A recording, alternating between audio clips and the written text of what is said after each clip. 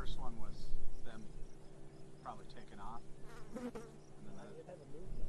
oh, really? Yeah. Okay. You can see the front of it moving right now. There it is. Okay.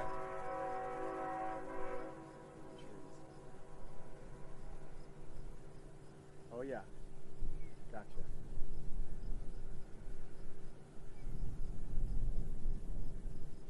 Nice and slow. Secret Service.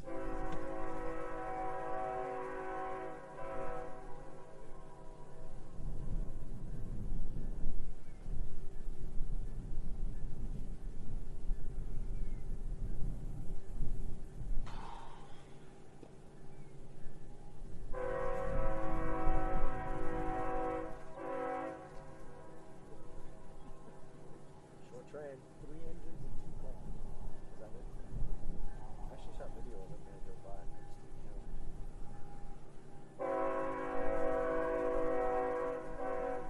just didn't count. Berkshire Hathaway. Yeah, that's right. Oh, wow, cool.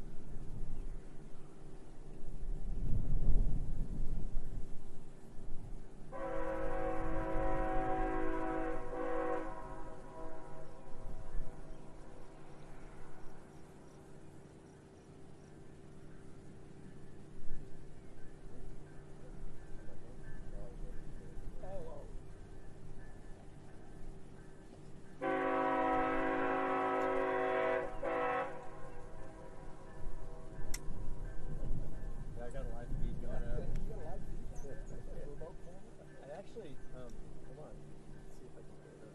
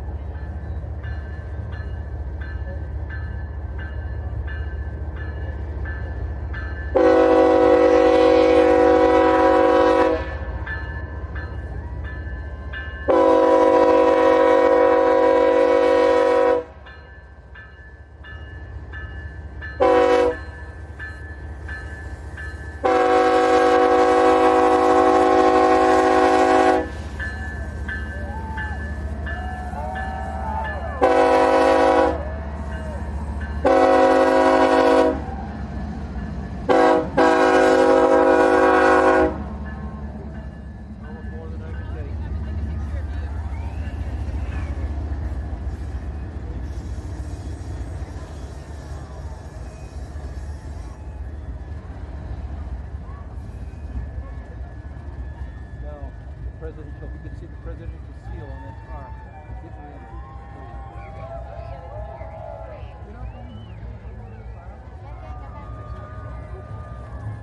Can't really see what I'm taking pictures of.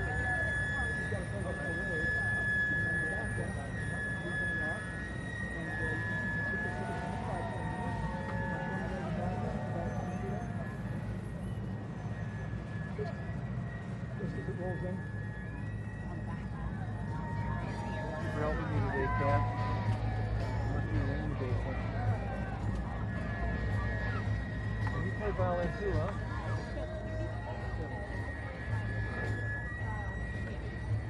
You gonna be on the back like Katie used to like? Be on the back.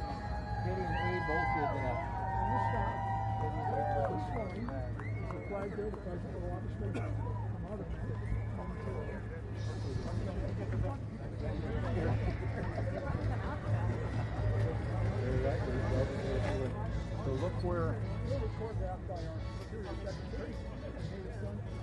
North Dakota. Class B kids. Class B kids every day. Been working overtime all the time. So nice.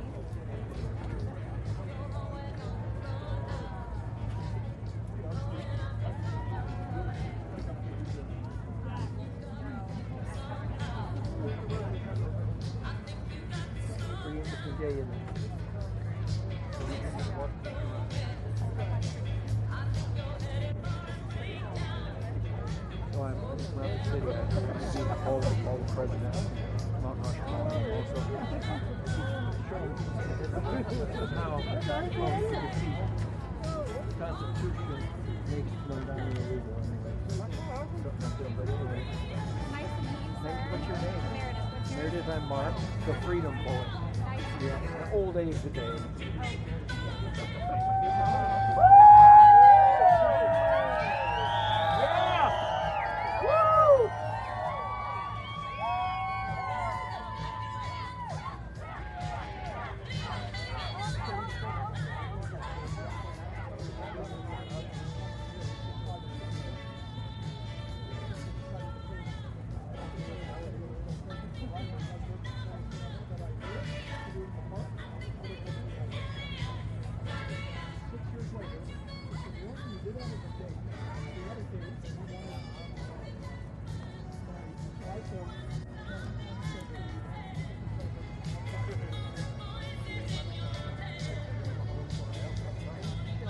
I do. I just have quick transitions. So why? It's okay. No, I can hold quick.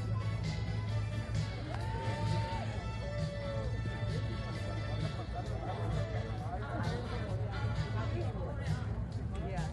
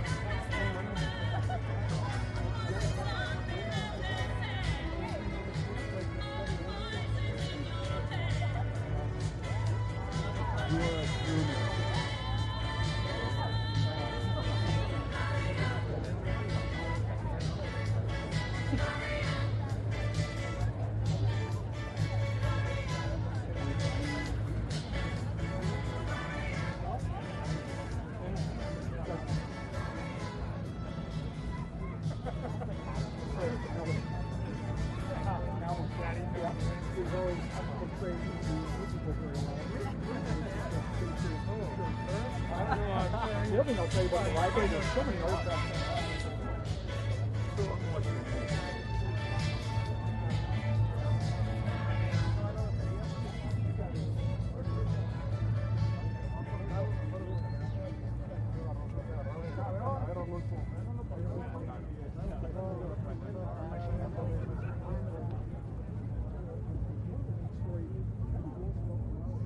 Oh, I know.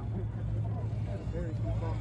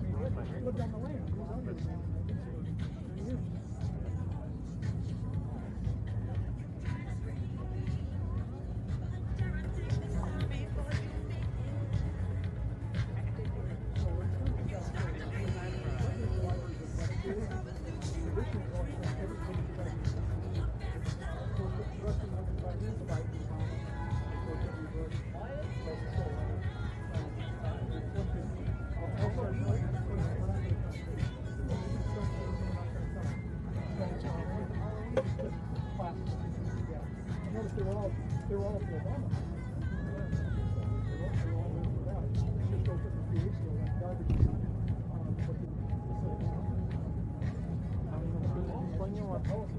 Dando un pinche sueño. La morrita era la fotógrafa también.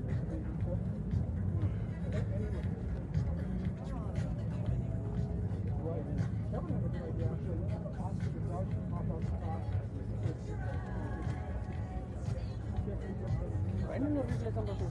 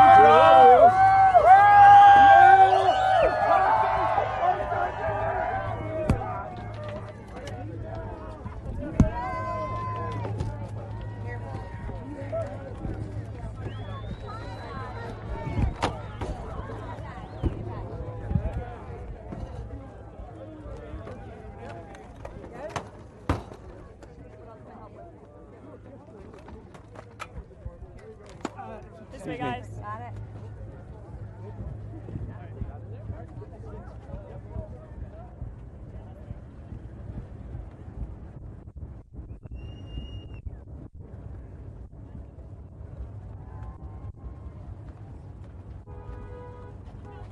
Hey, who has the stick? Here you go. I'll take it, Jack.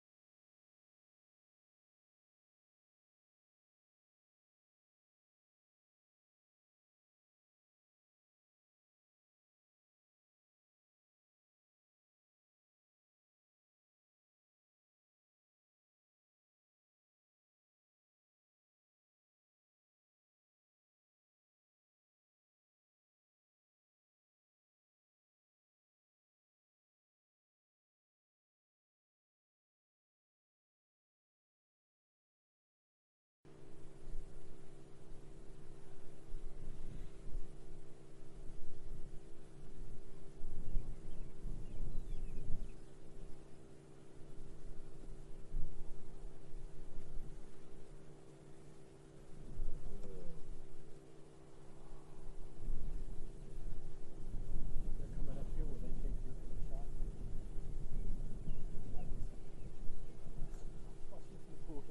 Yeah, she should watch that. Just look at the ticket.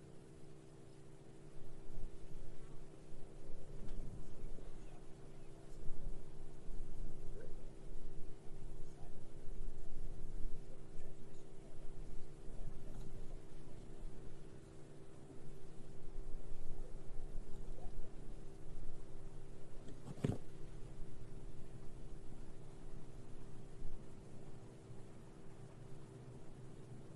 The travel pool is coming up the hill first, right? No, Or is they're it just behind. Rough Riders first? Rough Riders first. After the cops will come and then the Rough Riders. Okay, great.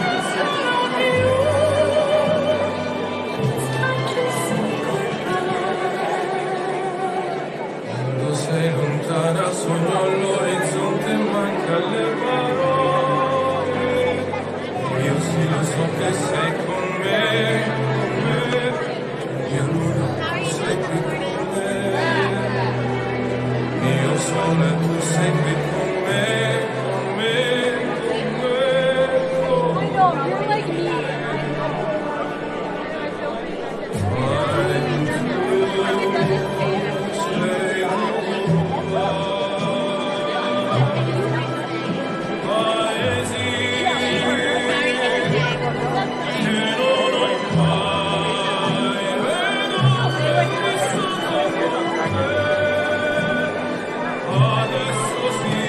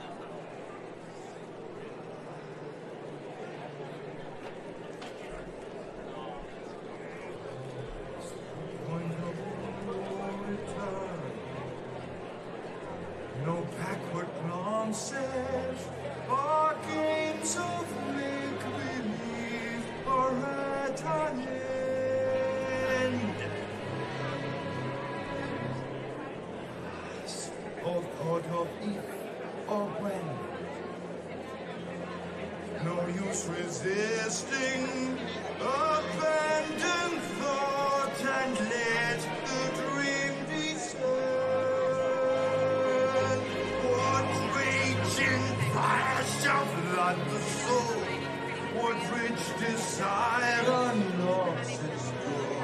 What sweet seduction lies before us? The point of no return, the final threshold. What warm unspoken secrets will we learn beyond the point of no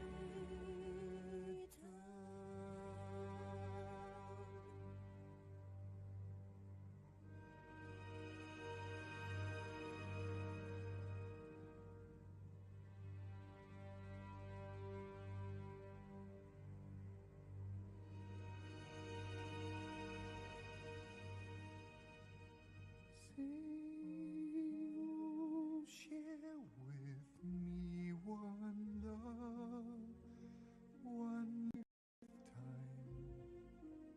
Lead me, save me from my solitude.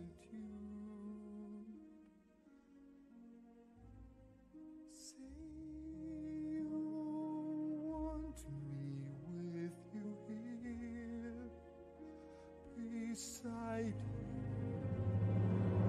Anywhere you go, let me go too.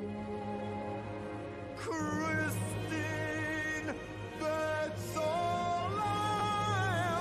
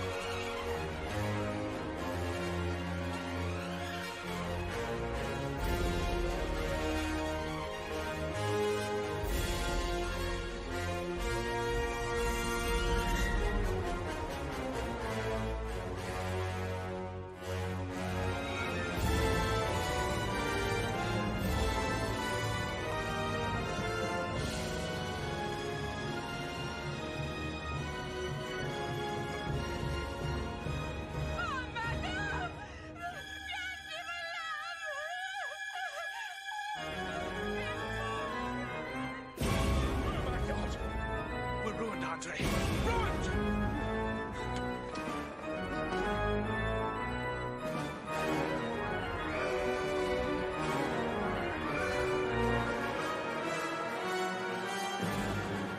Where did he take her? Come with me, monsieur. I will take you to him. But remember, keep your hand at the level of your eyes. I'll come with you. No, no, you must stay here. Come with me, monsieur. You hesitate. No! Me not working hard. Yeah, right, picture that with a Kodak. Or better yet, go to Times Square, take a picture of me with a Kodak. Took my life from negative to positive, I just want y'all to know that. And tonight, let's enjoy life. Pitbull, Naya, Neo, that's right. I will not love you tonight. Give me everything tonight. For all we know, we might not get tomorrow. Let's do it tonight.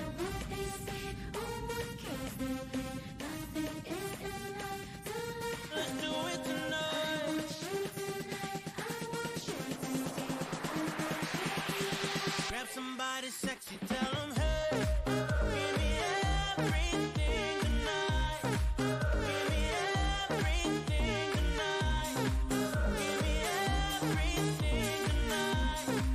Give me everything Take advantage of the night, cause tomorrow I'm off to do battle, perform for a princess. But tonight, I can make you my queen and make love to you endless. It's insane the way the name growing, money keep flowing. Hustlers moving silent, so I'm tiptoeing. So keep blowing, I got it locked up like Lindsay Lohan. Put it on my life, baby. I'm gonna give you a ride, baby. Can't promise tomorrow, but I promise tonight. Excuse me, and I might drink a little more than I should tonight. And I might take you home with me if I could tonight. And maybe I'ma make you feel so good tonight. Cause we might not get tomorrow. tonight. I will not love you tonight. Give me everything tonight. For all we know, we might not get tomorrow. Let's do it tonight.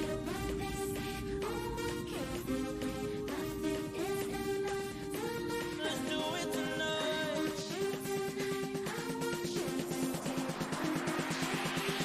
Grab somebody sexy, tell them, hey, give me everything tonight. Give me everything tonight.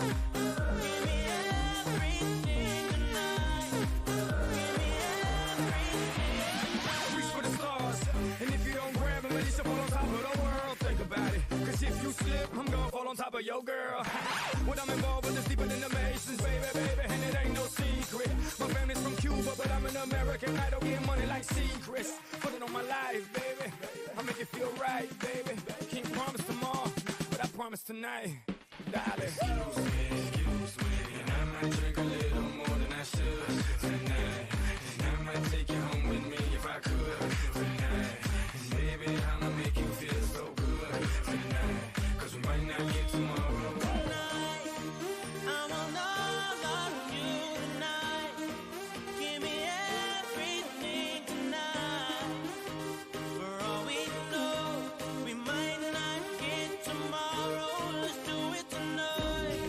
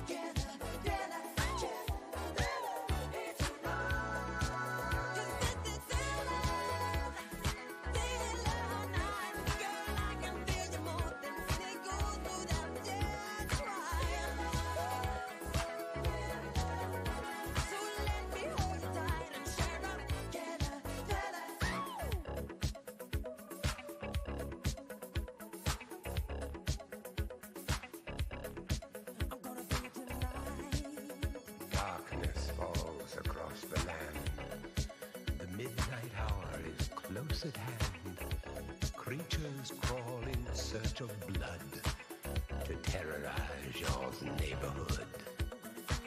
And whosoever shall be found without the soul for getting down must...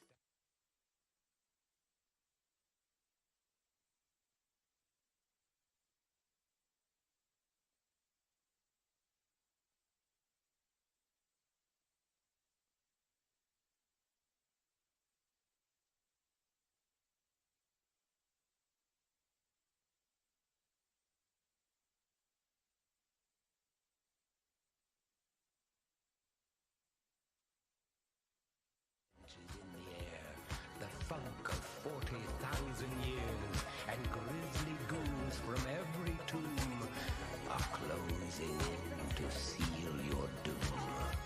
And though you fight to stay alive, your body starts to shiver, for no immortal can resist the evil of the thriller.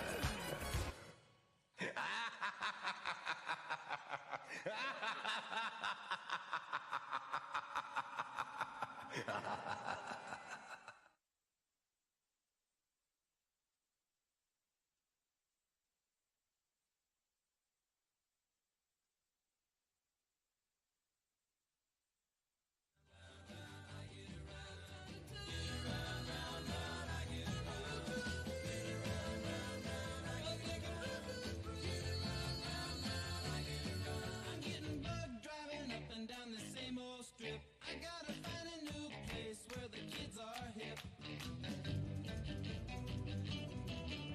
My buddies and me, you're getting real well known. Yeah, the bad guys know us and they leave us alone. I get around, round, round, I get around. Funny too. Get around, round, round, I get around. Get around, round, round, I get around. Get around, round, round, I get around. I get around. Get around, round, round.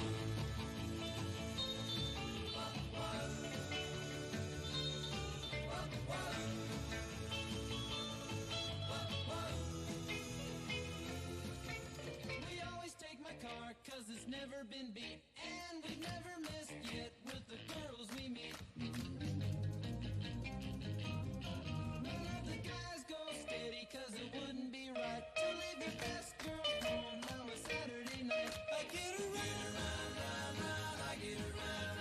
Get around, round, round, I get around. Get around, round, round, I get around. Get around, round, round, I get around. I get around. Round, round, get around. I get around. Yeah, get around, round, round, I get around. Get around, round, round, I get around. Get around, round, round, I get around. Get around, round, round, I get around. Get around, round, round, I get around. Get around, round, round, I get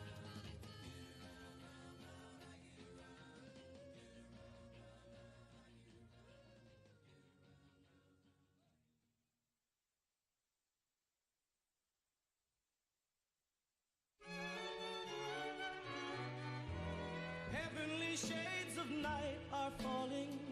It's twilight time. Out of the mist your voice is calling. 'Tis twilight time. When purple-colored curtains mark the end of day, I'll hear you, my dear, at twilight time. Deepening shadows gather splendor as day is done. Fingers of night will soon surrender the setting sun. I count the moments, darling, till you're here with me. Together at last at twilight time. Here in the afterglow of day, we keep our rendezvous beneath the blue air, in the sweet and same old way.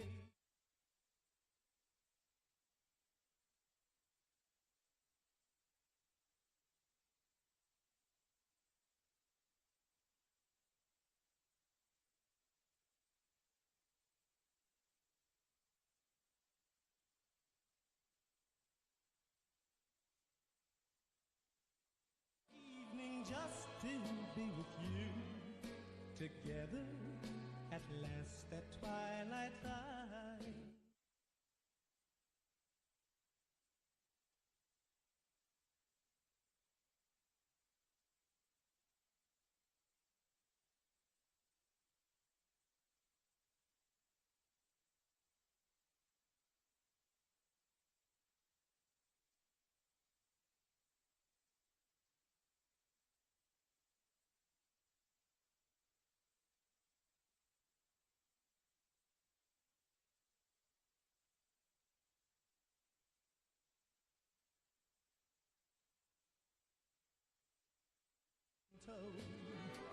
Each day I pray for evening just to be with you. Together at last at twilight time.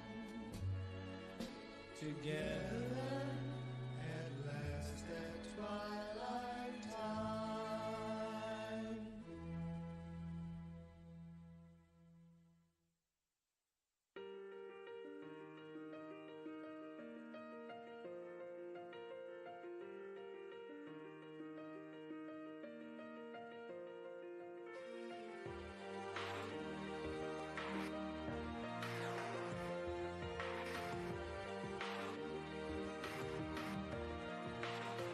Yeah, you can be the greatest, you can be the best. You can be the King Kong banging on your chest. You could beat the world, you could beat the war. You can talk to God, go banging on his door. You can throw your hands up, you can beat the clock. Yeah. You can move a mountain, you can break rocks.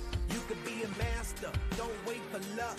Dedicate yourself and you go find yourself. Standing in the Hall of Fame. Yeah. And the world's gonna know your name. Yeah. Cause you burn with the brightest flame. Yeah. And the world's gonna know your name. Yeah. And you'll be on the walls of the Hall of Fame. You can go the distance, you can run the mile. You can walk straight through hell with a smile. You could be the hero, you can get the gold. Breaking all the records they thought never could be broke. Yeah, do it for your people, do it for your pride. And you're never gonna know if you never even try.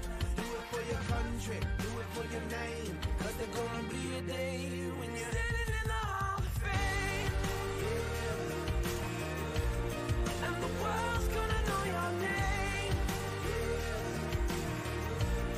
Cause you burn with the brightest flame. Yeah. And the world's gonna know your name. Yeah. And you'll be on the walls of the Hall of Fame. Be a champion. Be a champion. Be a champion. Be a champion. In the walls of the Hall of Fame. Be students, be teachers, be politicians, be preachers. Yeah. Be believers, be leaders, be astronauts, be champions, be truth seekers. Be students, be teachers, be politicians, be preachers. Yeah. Be believers, be leaders, be astronauts, be champions. Standing in the Hall of Fame. And the world's gonna know your name. Cause you burn with the brightest flame. And the world's gonna know your name. And you'll be on the walls of the Hall of Fame. Be the greatest, you can be the best. You can be the King Kong hanging on your chest. You can be the world, you can be the war.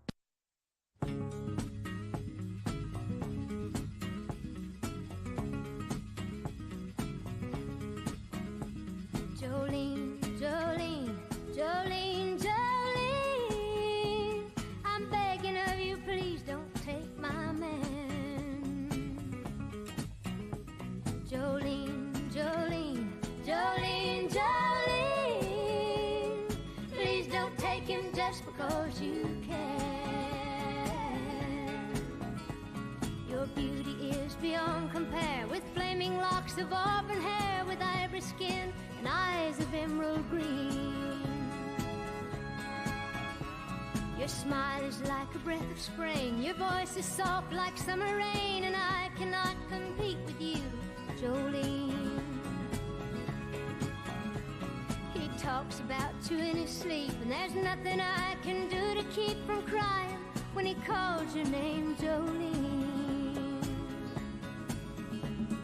And I can easily understand how you could easily take my man, but you don't know what he means to me, Jolene.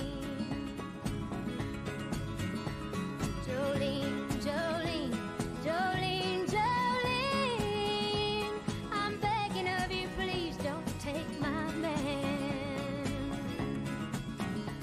Jolene, Jolene, Jolene, Jolene, please don't take him just because you can.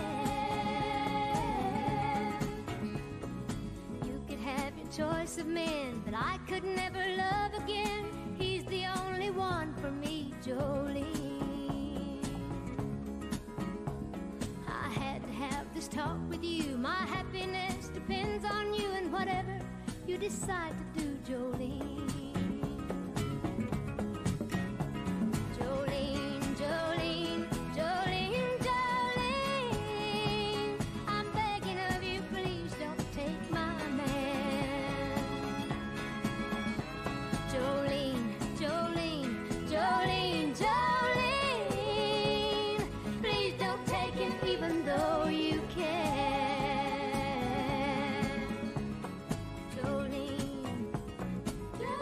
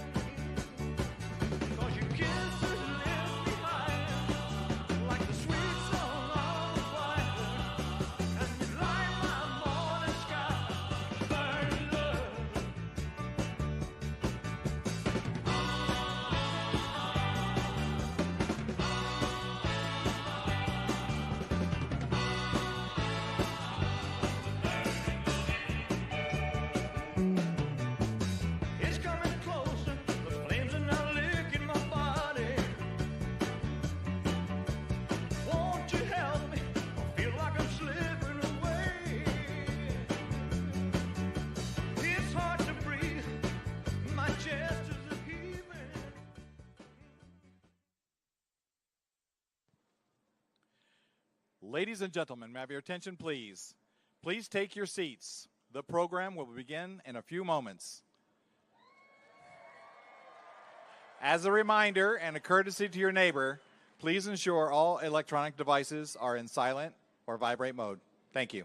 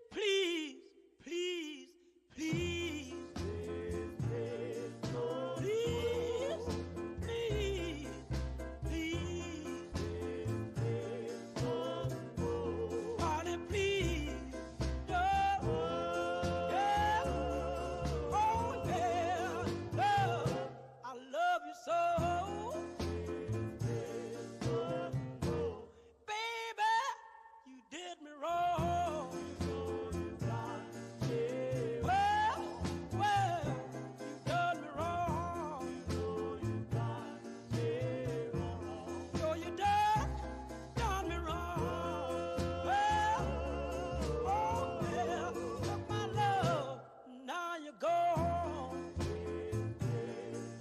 Please, please, please, please, please, please, please, please.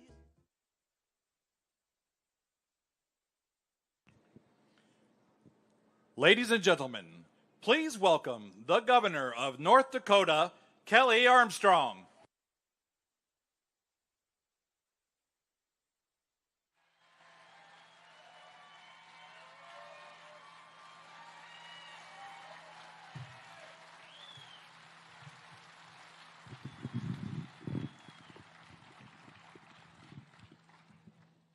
Greetings, everyone.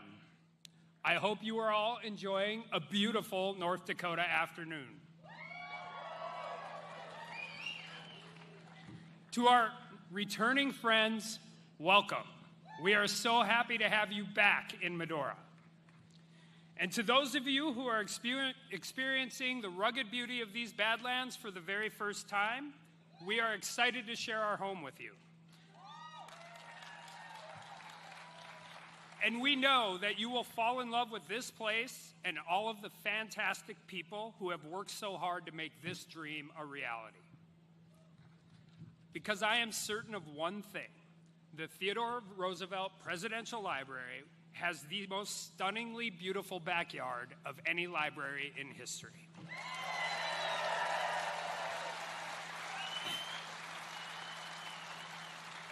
And I cannot think of a better backdrop to hear from our president as we celebrate 250 years of American greatness.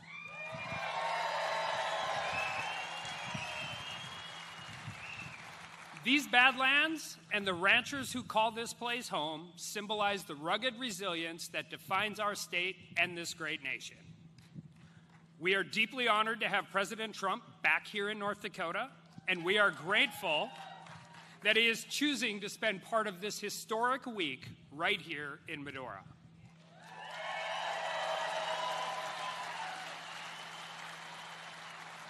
This is President Trump's fourth time visiting our state, his third as president, and we are excited to welcome him back to commemorate our nation's birthday and to celebrate Roosevelt's enduring legacy of leadership, conservation, and citizenship.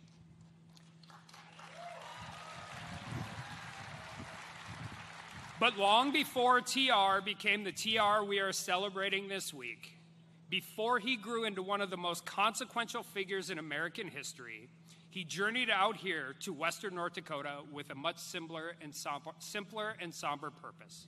He came here to heal a broken heart. I want to start today by telling our North Dakota piece of the story of Theodore Roosevelt. Because if there's one thing we love as Americans, it's a great comeback story. I know President Trump does. Hell, he's living a pretty amazing comeback story himself right now.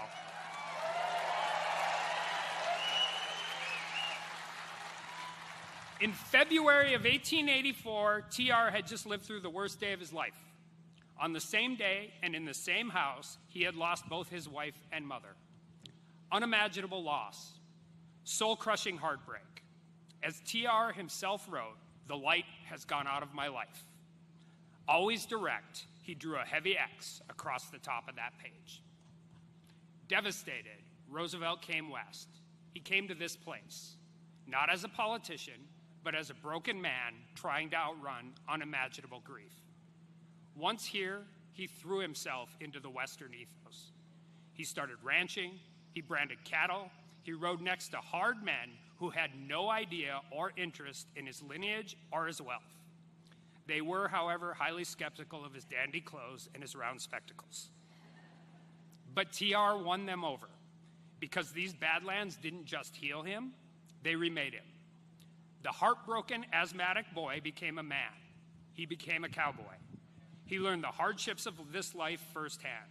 He led next to his net, not behind them. He was thrown from his saddle and broke his shoulder. He lost over half his herd to a brutal winter. He spent weeks chasing down boat thieves and delivering them to the local sheriff. But these hardships did not break TR. They healed him. They rebuilt his body and they rebuilt his spirit. If you're explaining Medora's part in TR's life to your kids, The best way to explain it is like the training montage in a Rocky movie.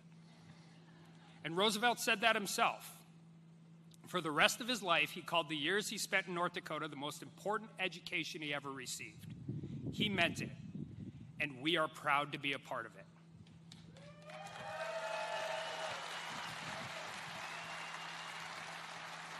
Because before the governor, before the vice president, before the president, before the national parks and monuments, before the Nobel Peace Prize, before the face carved into a mountain, there was a young man who had gotten absolutely knocked flat by life. He came to the Badlands and he got back up. That is a hero's journey. That is an American story. And right here in Western North Dakota, we are excited to tell it. People are going to come here from every corner of the world. And while here, they will come to understand TR the way North Dakotans always have. As a man beset by tragedy on the verge of greatness. That is why this place matters. Earlier today, President Trump dedicated the Theodore Roosevelt Presidential Library. Mr. President, you gave TR a home in our state, and we will not forget it. And the world is about to know Theodore Roosevelt a great deal better because of it. We have a lot to celebrate in these next few days. President Trump's visit, a presidential library dedication, a state's favorite adopted son, our nation's 250th birthday, all at once in this small town of Medora. We are up to the challenge as North Dakotans, as Americans. As Roosevelt himself once said on a speech on the 4th of July in 1886 in my hometown of Dickinson, North Dakota,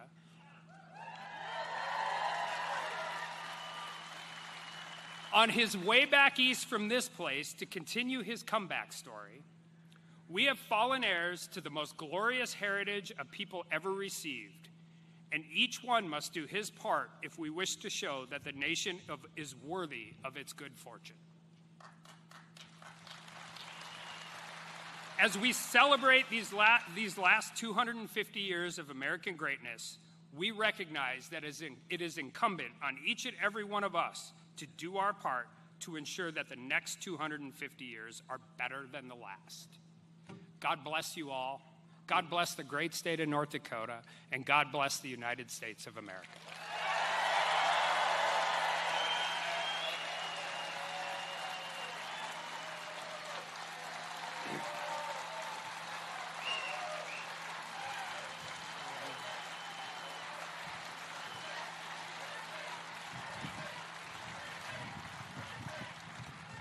It is now my great honor to introduce our next speaker, Acting Secretary of the Navy, Hung Kao. Now, you can't get physically farther away from an ocean than Medora, North Dakota, unless you came from rugby. But Acting Secretary Kao holds the same position that a young TR did on his way back to the East and on his journey through what we are now celebrating.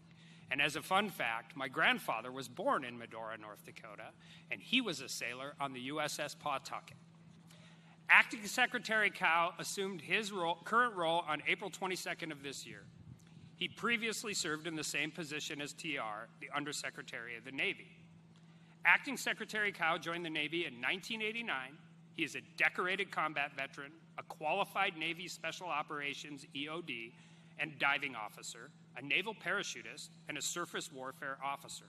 He retired from active duty in 2021 as a captain. He holds a bachelor's degree in ocean engineering, a master's degree in applied physics, and he was a fellow with MIT and Harvard Kennedy School. Guy's smart. He and his wife April have 5 children, and we are grateful for their service to our country. Please, everyone, give a warm North Dakota welcome to Acting Secretary Kao.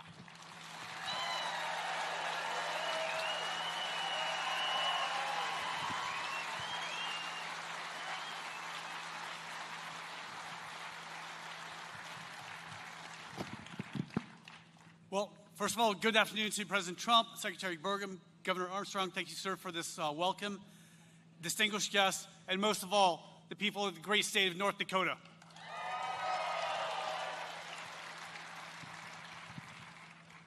I love being here because for two things. First of all, I love Teddy Roosevelt. Okay, who doesn't? Right? The commies don't. That's who doesn't. And the second thing is I get to represent over 500,000 sailors and Marines who stand watch tonight on the front doors of freedom for our sake so we can be here and celebrate our nation's 250th birthday.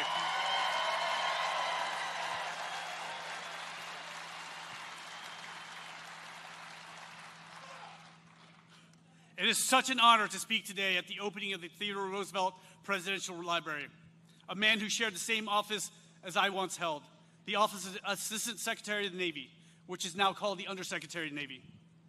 In his inaugural speech in 1905, President Roosevelt said, "Much has been given us, and much will rightfully be expected from us. We have duties to others and duties to ourselves, and we can shirk neither." In the speech, he challenged us that we have become a great nation. We must behave as a people worthy of that responsibility. Those words resonate today, and the call to action is still the same. We didn't ask to be the leaders of the free world, but we are, and we must not shirk that responsibility. President Roosevelt is one of the most revered leaders, and historians will all agree that he's one of the top presidents in our nation's history. He was yes, he was.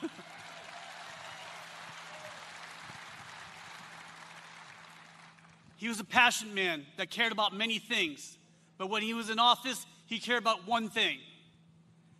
He cared about propelling America into becoming a superpower. He spoke his mind and fought for the American principles. He believed in and exercised executive power and wrote more than 1,000 executive orders to create everything from national parks to the Great White Fleet. President Roosevelt saw emerging challenges around the world and believed the United States needed a modern, capable fleet ready to defend national interests. At a time when many viewed military preparedness as unnecessary or expensive, Roosevelt argued that readiness was an investment in peace. Roosevelt understood that America's interests required a fleet capable of operating worldwide. He didn't advocate for naval expansion because he sought conflict. Instead, he advocated for it because he believed a strong fleet would prevent conflict. His vision reminds us that ships are more than steel and technology. They're instruments of deterrence, diplomacy, and national power. Every ship, every sailor, and every Marine advances the same objective Roosevelt championed more than 120 years ago: preserving peace through strength. The significance of the Great White Fleet was not measured by the number of miles it traveled or the number of ports it visited. Those ships were built during peacetime, at a moment when many questioned the need for a larger and more capable Navy. Roosevelt saw beyond the challenges of his day and understood that readiness could not wait for a crisis. His foresight would soon be validated. When World War I erupted less than a decade later, many of the same ships and sailors of the Great White Fleet were ready to answer our nation's call. They trained thousands of new recruits, protected America's coasts, supported wartime operations, and brought American soldiers home after victory was secured. The strength that had been built in peace became the source of security in war. In that sense, the Great White Fleet was more than a demonstration of American power.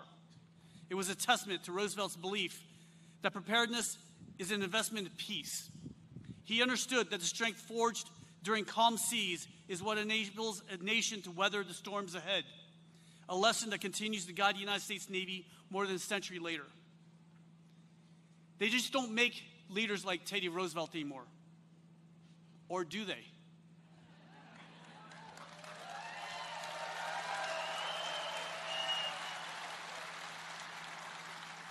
Teddy Roosevelt was exactly the president America needed at the turn of the 20th century. 120 years later, in the 21st century, we have another great American who believes in American greatness: Donald J. Trump.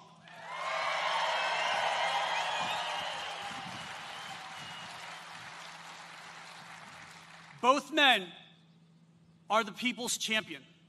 They heard the grievance of the American people and delighted in their longing for exceptionalism. Both took the side of the common man against the powerful, despite their own affluent upbringing. They returned to us our American birthright of excellence, and we love them for it. Just as the Great White Fleet extended America's reach globally, today the Golden Fleet continues the legacy, delivering aid, providing security across the 7 seas, and destroying the enemies of peace. Just ask Iran.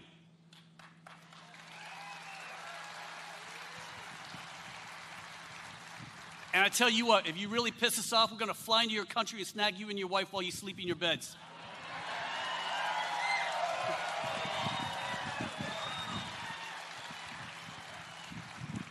The ships of President Trump's Golden Fleet may look different from President Roosevelt's Great White Fleet, but the principle remains the same, that a prepared nation is better positioned to deter its adversaries, reassure its allies, and protect its interests. As we open Theodore Roosevelt's Presidential Library today, we renew his vision, which parallels President Trump's America First legacy. In 3 days, we will celebrate our nation's 250th birthday. Hoo-yah, America! May we never forget that freedom was never and will never be free. It's paid with a price, and there's always a price. May God bless you, may God bless the Armed Forces of America, and may God bless the United States of America. Thank you so much.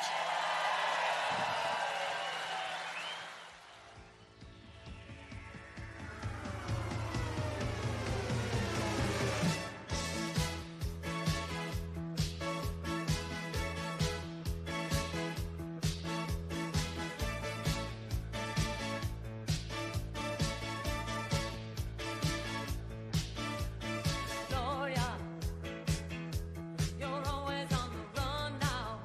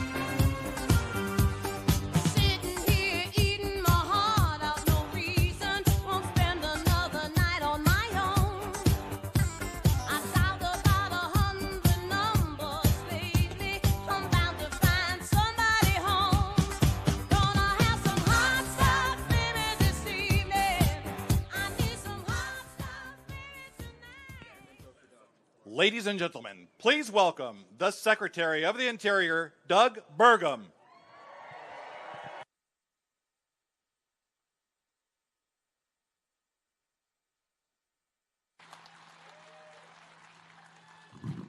Hello, North Dakota.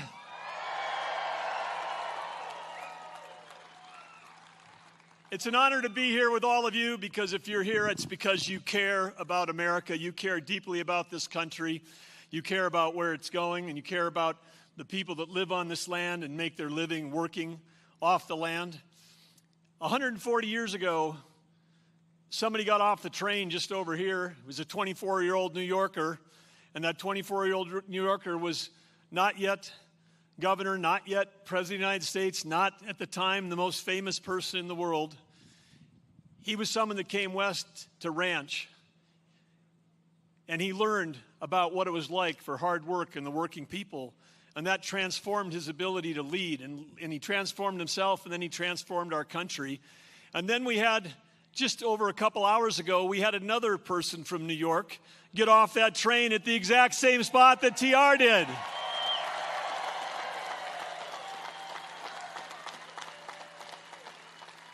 And you know who that is. You know me, and you know that I know hard work, and I have never worked with or for anyone in my life that works harder than the person I'm about ready to introduce. I'm talking 20 hours a day, 7 days a week. And when he's working for all of you. He's working for the American people. And I'm talking about someone who we just moments ago completed the dedication of the opening of the Theodore Roosevelt Presidential Library and Museum here in Medora, North Dakota, at the entrance to Theodore Roosevelt National Park, the only one of our 63 national parks named after a person instead of a place, and what a place it is. But he's here because of all of you. Please give an incredible welcome to our 45th and 47th President, Donald J. Trump.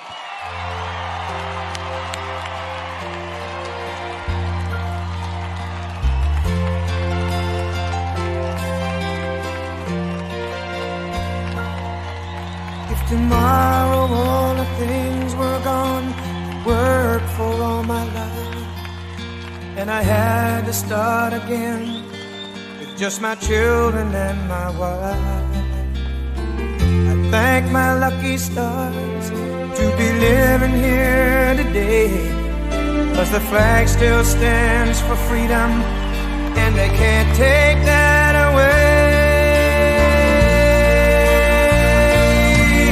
And I'm proud to be an American, where at least I know I'm free.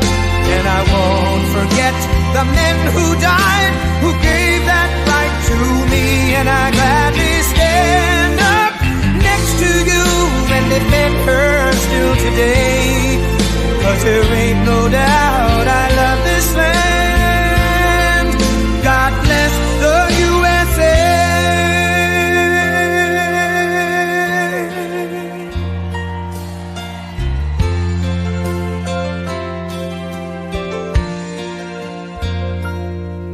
From the lakes of Minnesota to the hills of Tennessee, across the plains of Texas, from sea to shining sea, from Detroit down to Houston and New York to LA, where there's pride in every American heart, and it's time we stand and say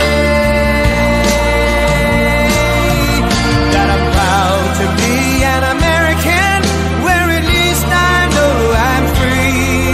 And I won't forget the men who died, who gave that right to me. And I gladly stand up next to you and defend her still today, 'cause there ain't no doubt I love this land.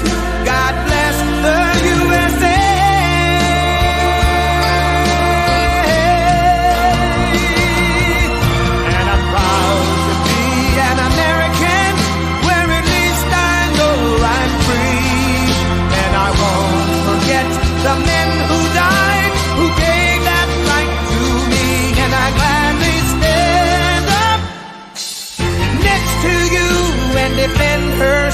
today. 'Cause there ain't no doubt I love this land. God bless the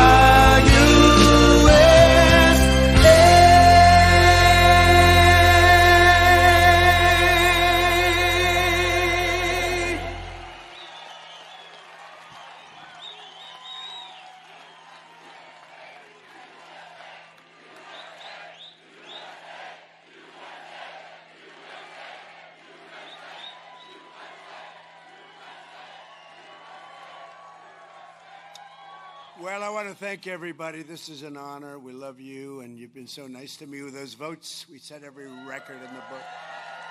But today we come to the heartland of America to pay tribute to a man who embodied the heart and soul and fight and spirit of our country as much as anyone who ever lived. And he's a very special man, and that's why I'm here, President Theodore Roosevelt. And he loved your community. He loved your state. And he was quite something. He was really quite something.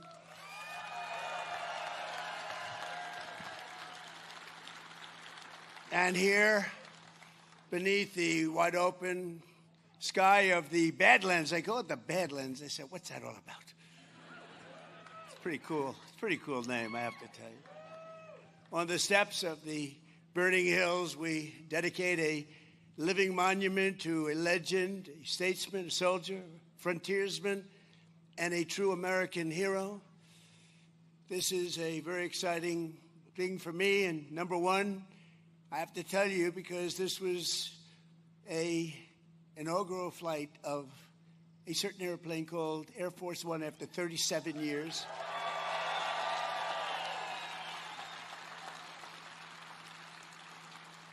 And it's a great plane, and we had a lot of fun with Doug and everybody coming over. But we talked about Theodore Roosevelt a lot because he was something that was really very special. And number two, because I'm honoring Theodore Roosevelt, and that's the man who I have long admired. He's one of the few. I don't admire too many people, I have to tell you. There's not a lot of people out there. And number three, I'm back in North Dakota because I won this state with the most votes in the history of the presidency. Thank you. Thank you very much.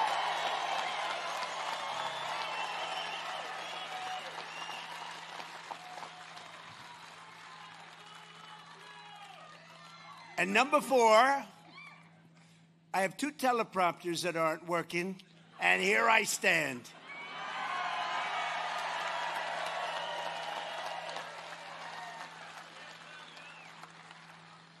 But TR once observed that I would not have been president about himself had he not been, and had it not been for the experience in North Dakota. He had a great experience here. It really shaped him so much.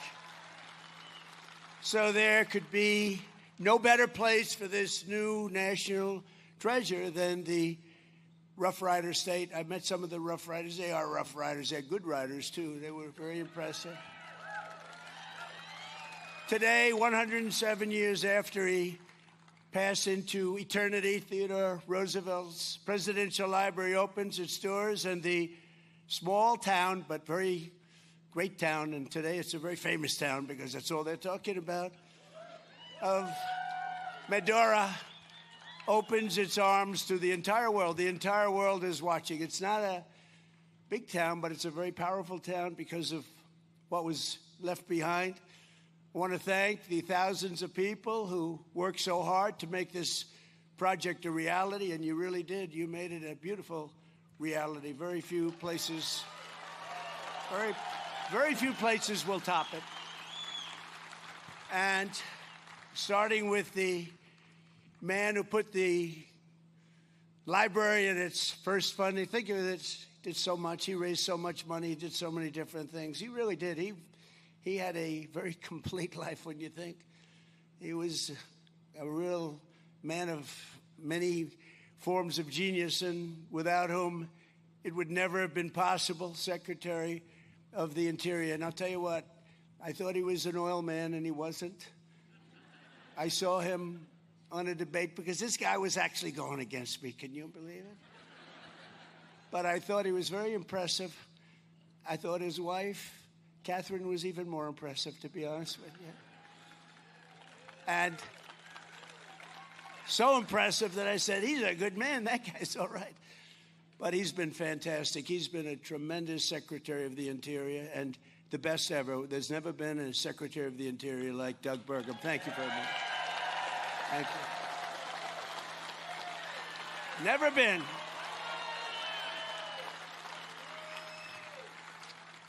And, you know, Doug called me. He said, would you do me a favor? He's really fantastic because I did not know the gentleman too well. But he said, Kelly Armstrong is fantastic. Would you endorse him for governor? And I did, and he won easily. Kelly Armstrong. Great job you're doing. Great job. And two of my very good friends, two warrior senators, tough cookies, they're tough. Oh, I wish they could get their way. We could get a couple of little things passed, like voter identification, like proof of citizenship. It's called Save America. You know, that's pretty good. Save America, can you imagine? We have 100% of the Democrats against it and 4 or 5 Republicans, if you can believe that. What are they all about? But these two people are with us all the way, John Hoeven and Kevin Cramer, senators. They're great. 2 great guys. And a congresswoman who fights and gets what she wants, and she's very respected, Julie Fedorchak. Thank you, Julie. Very, very respected. And we have our ambassador, Monica. Where's Monica? Monica Crowley. Fantastic. Acting Secretary of the Navy, Hung Kao.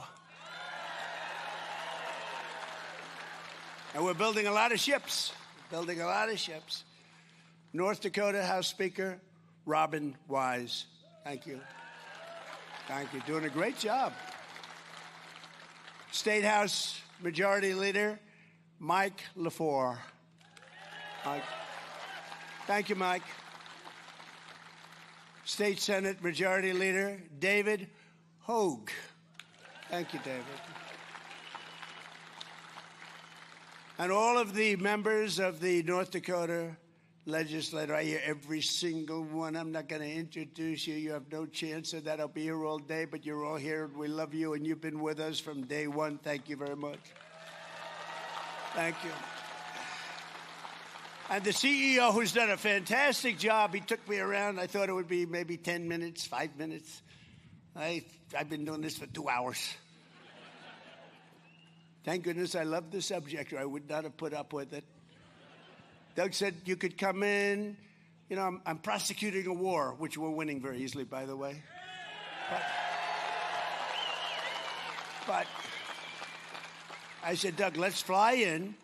We'll do 10, 15 minutes. I know I'm going to love it. And then I'll get out. Oh, absolutely, sir. So then time comes. He got me making speeches. I was over there 2 hours. I know more about that museum than the people that built it. But that's okay, because they did a very good job. I can report that they did a really good job. The CEO of the Theodore Roosevelt Presidential Library, who really did give me a tremendous amount of knowledge, I mean, about things that I never would have thought could have been possible, about how great this man was. Ed O'Keefe. Ed, thank you very much.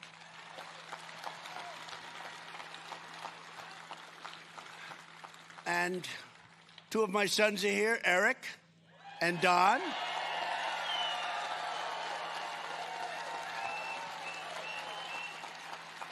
And Bettina, thank you very much. Don just got married. Bettina, thank you. It's going to be great. Thank you very much. But the members of the Roosevelt family and countless foundation staff, donors, and supporters, everyone's here. And I understand that one local construction worker delayed his retirement by 4 years just to be involved with the building, and they heard I was going to come. I was coming even when I wasn't president. I had agreed to come, and they said, well, when we do it, you're going to be president. So that was during that ridiculous time, that ridiculous that ridiculous 4-year period of time they asked me to come. I said, I'd love to come. And I said, I may or I may not be president of this. We don't care. We want you to be there. And I always remember that. But they said, you're going to win. You know that. If you run, you're going to win. It turned out we did quite easily, actually. And today I can tell you that we can see why it was worth it. It's really amazing. They've done an amazing job, beautiful job. And, you know, they've done it from love. Jobs that are done from love are always better than jobs where you sort of have to follow a plan. They made lots of changes, and every one of them was good, and I think I know about every one of them. After 2.5 hours, I learned every single one of them. But I want to really thank everyone who greeted me at the train station, because that was so famous. That was such a famous train. The last one was President Dwight Eisenhower, and he was actually a very good president. People don't realize he was a general, good general, and he built the interstate highway system. I'd say that alone is pretty good. He was a good, and he was the last one. He was on the back of the exact same train. So the head of the railroad, he was fabulous, and they were explaining all about the train, and they said, wow, that's really some history in the crowd. We had thousands of people over there. It was fantastic. But I have the picture of President Eisenhower in the back of the train, the same exact train. I checked it out because I said, you know, we don't want to make any mistakes because the fake news is watching, and they'll say it wasn't. It wasn't the same train. It wasn't the same train. No, they've been pretty nice to me lately. Look, when you do as well as we're doing, they have to be nice, I guess. They've been pretty nice. And I want to give a very special thanks to the Patriots who gave us such an incredible escort from town. We had more law enforcement. You know, I love law enforcement. Now, according to the people that are running on the other side, in many places, they want to defund the police. That's not going to happen. That's not going to happen. We see them all the time. They said they're social democrats. Doesn't it sound pretty? They're actually communists, but we'll get into that a little bit later. They're not going to win. They're not going to win anything. They got some very unattractive candidates, I have to say. During my first term, it was a privilege to sign the bill that helped get this incredible project underway, and transferring 90 acres. We took it right out of the federal government. We ripped it away from the federal government. They don't know it's missing. They still haven't figured out what the hell happened. And today, the artistry and scholarship, technical skill on display right here and in that museum in particular is just fantastic. It's really great. Things that they actually gave me. You know, we're going to build our museum in Miami. They got me a lot of ideas, Doug. You gave me a lot of ideas, Doug. But they really did it well. Incredible. I even had a conversation with Theodore Roosevelt. I said, what did you think about the Panama Canal? Do you consider that your greatest achievement? How do you feel about the fact that the Democrats gave the Panama Canal away to Panama for $1? You know, he built the Panama Canal, preceded really by a man who was he was the tariff king. William McKinley, he was the president, and they took his name off Mount McKinley, and I put it back on because it deserved it. Put it back on. But McKinley actually, and he was assassinated, but he made tremendous amounts of money, made our country very rich. And then Teddy Roosevelt, as the vice president, got in, and he did some incredible things. But one of them, I think one of the most amazing, maybe a lot of people would say the parks. You could say a lot of different elements of his success, so incredible. But he built the Panama Canal. It was the most expensive project to this date, if you bring the dollars forward, ever built in history. 38,000 people died. They died 95% from mosquitoes, malaria, 95%. You expected almost to die. They paid workers from the United States. Mostly they came in, and mostly, I must say, men. It was a little different time. Today would have men and women, but they had all men. And they paid them massive amounts of money, more than they were making as workers in the United States. It's such a fascinating thing, the Panama Canal. I've studied it long and hard, and when they gave it away, $1. But they died from the mosquito and they died from the snake. They have a viper, a snake, that if you get bit, you're in trouble. If you get bit, you were dead. You were dead. And that wiped out about 5%. We lost 38,000 people building the Panama Canal. Our people. 38,000 people died building the Panama Canal. It opened and it was very successful. And we gave it away. We gave it away. It was the most expensive thing we ever built. And it was also the most profitable thing we ever built. That's a nice combination. A little bit like Venezuela. We did a good job in Venezuela. And we're actually doing equally as well with the Islamic Republic of Iran. Maybe you've heard of it. But think of it, the Panama Canal, so we gave it away. The first thing they did, you know what they did? They raised the prices for the ships by 4 times. And they didn't lose one ship. And then they raised it again twice. And they didn't lose one ship. All they did is make tremendous amounts of money for years and years. How stupid was that?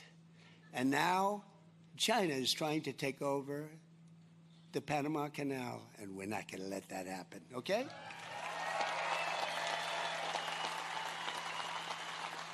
And that was not part of the script, because I don't really have a script because this thing doesn't work. It's appropriate. The one on my right is slightly better than the one on my left. The one on my left is a waste of time.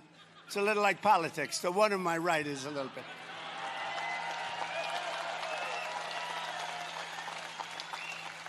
It's not great.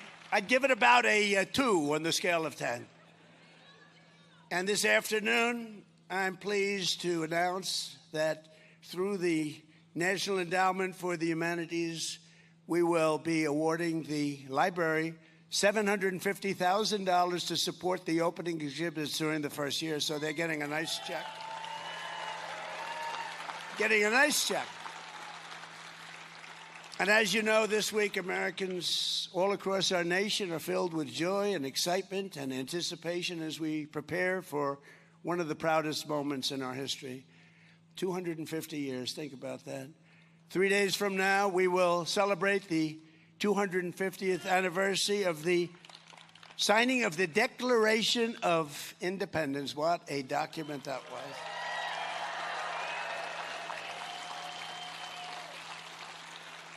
And this week, we look back on 250 years of glorious freedom, and we took so much time and so much effort. And by the way, on July 4th, it's going to be approximately 107 degrees out. And I'm going to go and I'm going to make a really long speech just to show that I can do anything. It's going to be 107. But you know what? They also predicted the fight that we had 3 weeks ago was unbelievable at the White House. They said a week before, 6 days, 5 days, 4 days, 3 days, 2 days, 1 day. They said it was going to rain. It's going to be horrible. You're going to have to cancel the fight. Sure, we're going to have to cancel. This was a big event. This was one of the highest rated fights in history. It was on CBS National on a Sunday night, not a Saturday night. Saturday nights are called Death Valley for television. I know a lot about ratings. But Sunday night's very good, and it was broadcast on CBS, a network, and it got among the highest ratings any fight has ever gotten. But they said it was going to rain. And I talked to Dana White. I said, Dana, I don't know, this is bad. Sir, it's 100% chance of rain. I said, you sure? Like maybe 90? No, 100%, sir. So it was 7 o'clock, and it wasn't raining. Then it started at 8 o'clock, and we were going to delay it till 12 o'clock midnight. I said, that's not good. But it wasn't raining at 8 o'clock, and it wasn't raining at 8:30. And we had the fight on time, and it never rained. Never rained. So you never know about weather forecasting, do you? With all the money we spend all that money. That's happened before. We had a big march in Washington. You remember that? That was going to be rained out, sir. We're going to have to change it. Rained out, never rained. So we're getting pretty good at that. But this is a time to rediscover the indomitable spirit that built our country and all that will ensure America always remains the most exceptional nation on the face of the earth. We're not going to let communists get in our way. We're not going to let anyone get in our way. Not the communists. It's a very unattractive lot. They're not going to do it. They're not doing anything, those people, what they're doing. They're so stupid. They're so stupid. There could be no better place to begin this rediscovery than with the life, times, and passions of Theodore Roosevelt. He had great passion. The Colonel, they called him, was an American man. He was really a great he-man. He was an American man through and through. His chest swelled with American optimism, confidence, enthusiasm, pride. His heart beat with an unyielding sense of America's destiny and pride, and that pride was bigger. The biggest word for him, I think, was pride. He was a proud man. But I'm a proud man. I'm proud of our country. I'm proud that 2 years ago we had a country that was a laughingstock all over the world, and now we have the hottest country anywhere in the world, the most respected country anywhere in the world. But as a young boy, I saw that he loved Lincoln, and Lincoln's casket would pass through a nation torn apart by civil war. I don't know if you know that. I think Teddy Roosevelt, is probably as big as, I was trying to get that today, and I think it came pretty loud and clear. Abraham Lincoln was the person that he most respected, most admired, most looked up to. He has a beautiful picture of Lincoln that he had in his one of his rooms, one of his very important rooms where he lived, and it's at the library. By the end of the 60 years, TR had transformed his country by the reach of his vision. He had a great vision, and by the force of his will, into one of the greatest places, one of the greatest empires, one of the most incredible countries, ready to take its rightful place as the strongest and most respected nation anywhere in the world. They didn't have people that they had no idea where they were. They didn't have people that couldn't walk up the steps. See those steps? They didn't have people that had no idea where the hell they were. They didn't have people that said, let's have open borders so millions and millions of people can pour into our country from prisons all over the world. They didn't have those people. They had strong, smart people like Teddy Roosevelt. Today, America is stronger and more respected. Right now, I'll tell you, the king of Saudi Arabia, I was with him a year ago, smart guy, good guy. He said to me, sir, it's amazing. And this was as we were just started to really, and we've made a lot of progress since then. You see the numbers, factories being built all over the country at a level that we've never had before. But he said, 1 year ago, during the Biden, Sleepy Joe, during the Biden administration, he said, 1 year ago, your country was dead. We gave up on your country. They were looking at China. They were looking at others to protect them. They were looking at other countries. And now you have the hottest country anywhere in the world. He said that, and it's true. Now it's even more so than it was then. Hottest country anywhere in the world. So Theodore Roosevelt and his presidency fell exactly at the halfway mark between the founding in 1776 and the place we are today in 2026.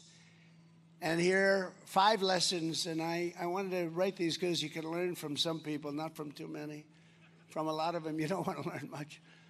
But you can learn from him, and here are 5 lessons that are really extraordinary. Life offers to all Americans on the threshold of our 250th year. First of all, the life of Theodore Roosevelt reminds us that Americans never give up. We don't give up. If you really look back 2 years ago, I could see people wanting to give up. I could see them wanting to give up. He never stopped, never quit, never surrendered in pursuit of his dreams. He had a dream, a very complex dream he did because of the way he traveled, the way he moved, the fact that he ended up here and turned out to be One of the most impactful things he ever did, ending up right here where we are. But his pursuit of the American dream never, ever stopped. It was really amazing. He was plagued by asthma, very, very bad, very serious. He was having a hard time breathing for much of his life. But he went out and he was told by his doctor that he'd have to live very quietly. This is as a young man, he was told you'd have to be and have a very quiet life. You have to be nice and easy. And he did just the opposite. He had a freaking wild life, right? He was wild. He just didn't want to take that. He didn't want to listen to his doctor. He didn't want to be quiet. He wanted to be great. He actually wanted to be great, and that's what he turned out to be. Young Theodore replied, "Doctor, I'm going to do all the things that you tell me not to do, and I've got to live the sort of life that you've described. I don't care how short it is. I just want to live my life the way I want to live my life." It was great. I mean, who would say that? The next year, he sailed the Atlantic, and he summited the Matterhorn just to prove that he could do these things, just to prove his doctor wrong. He knew his doctor. He wanted to prove him wrong.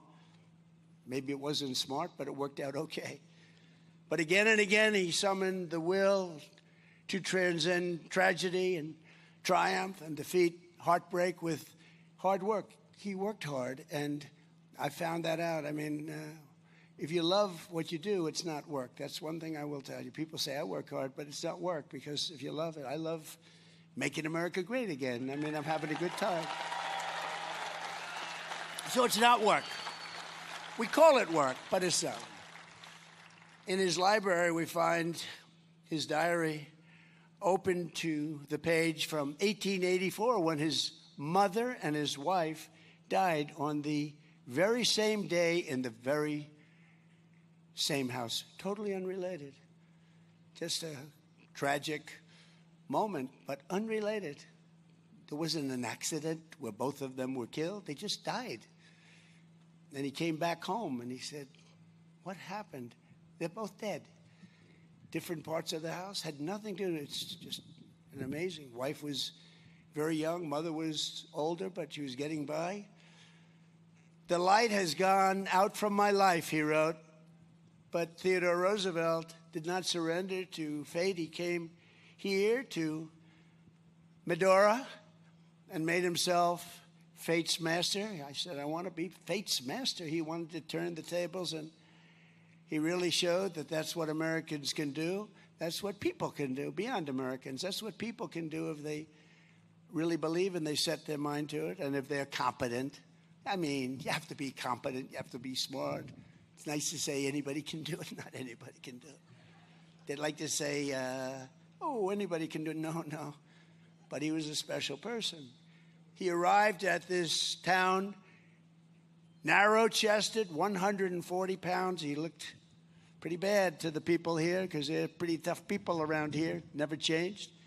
He was sick. He was shattered from the death of these two people that he loved the most. And his body and his spirit were pretty much broken. Not broken enough, but pretty much broken. If they were broken all the way, he wouldn't have been able to do what he did. He left here 2 years later.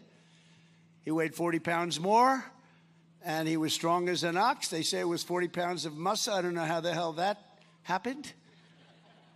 They didn't have modern-day drugs. Of course, the modern-day drugs don't do that either, do they? In fact, they actually take away the muscle. That's not good. How are we doing, doctor? Well, you lost a lot of muscle. That's not good. But we didn't have any of that. He was 40 pounds of steel, the vital man of vigor, who would become president of the United States not that long after he left. Wow, that's amazing. I know what it takes to do that. It's tough. As a sheriff's deputy, he heard 3 thieves had stolen the only boat in town, so he built another, and over 3 days chased the criminals 300 miles. He wanted, oh, those poor criminals. We need a little bit more of that in our country, but we do pretty good. We have the best border we've ever had. We do pretty good. Think of it. We have the best border, strongest border. We went from the worst border in history in 3 months to the best border in history, so we do okay. But he was a man who could get crushed beneath a horse. He was crushed. Get up, and he kept riding. People said, you got to get back. We got to get you to, no, I'm going to keep riding. He could take a bullet to the chest, stand up, and keep speaking. He had a little luck. He had a lot of paper there. I saw it today, a bullet hole right through both of them. But so lucky, got lucky, but other people wouldn't have done what he did.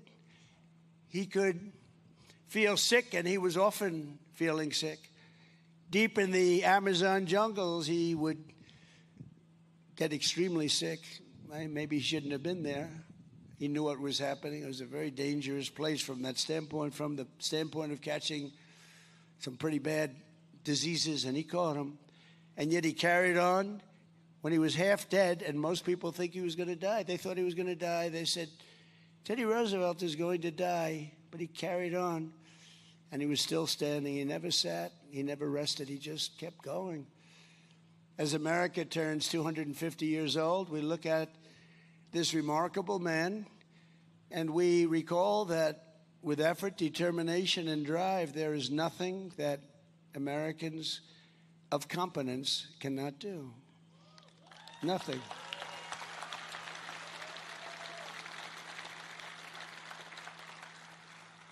Our ancestors were the people who raised up New York City from the marshes of Manhattan and then ventured into the Dakotas to carve up a life in the place that they called hell with the fires burned out. I don't know what the hell that's supposed to mean. Hell with the fires burned out. That doesn't sound so nice. But you did, and you've become a tremendously wealthy state, a very successful state with low taxes. I mean, you have great government. You have great government, these people right over here and the people I introduced, but other places have good land. They have valuable assets under the land, and they're losing. You know, California was our third biggest oil drilling state, Doug, not so long ago. It's got tremendous amounts of oil. Nobody knows that. It was third after Texas. Years ago, it was a big oil drilling. Now they won't drill because the environmental lunatics have said don't do it, and it's not a state that's doing very well. In fact, it's doing extremely poorly. One of the most beautiful states in the world, best weather, best everything. From winning our independence to laying the railroads, taming the West, and planting our flag on the moon, nothing great that America has ever done has come without staggering effort, and it has never come easy. It's been really an unflagging persistence that drove us into greatness. We had the persistence of great people, great men, great women. They were persistent. They never gave up. This country was built on the conviction that just because something is hard to do, that only means that Americans try even harder, and they succeed almost all the time. Because whatever the obstacle, whatever the challenge, it's no match for American grit. And you have it probably as much or more than any other place there is. You have American grit.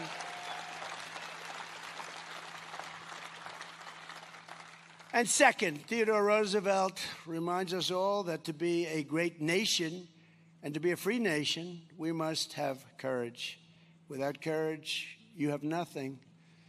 As TR once put it, freedom is not a gift that lasts long in the hands of cowards. How about that? Doesn't last long in the hands of cowards. What a great statement.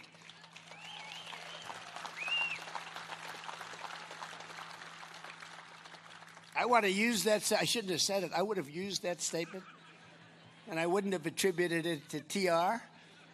And they would have said, oh, what a great statement that is. Trump made a brilliant speech.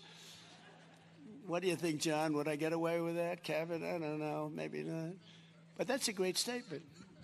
That's a beautiful thing to say. But in the West, he tracked a 1,200-pound grizzly. My two boys know all about that. I say, are grizzlies dangerous? Is a grizzly bear dangerous? I looked at Eric and Don. They know more about that stuff than any human being, I tell you. They said, they're real dangerous, Dad. I said, are they violent bears? They said, they're really violent, right, fellas? You said they are violent, but that doesn't scare them. Just be scared, okay, and get the hell out of there. But we want to keep you around. But when it roared, a big one, and it wanted to strike him, and it was going rapidly there, very fast. I just learned that on a beautiful airplane coming over here. He shot it squarely between the eyes, and it fell, touching him but not able to destroy him. When he heard a man here threaten to kill him right here, one of your tough people, is he around by any chance? Would you please stand up? He rode to his house. He rode to the man's house, knocked on his door. The man threatened to kill him. He said, I'm going to kill Roosevelt. And he declared that I've come over to see what you want to begin with. And how do you want to begin the killing? He said, how do you want to begin? I'm right here in front of you. How do you want to begin the killing? That's a little different kind of a guy. By a coincidence of history, it was exactly 128 years ago today that Colonel Roosevelt gave our nation one of the greatest examples of American courage the age-old chronicles of military valor have ever seen.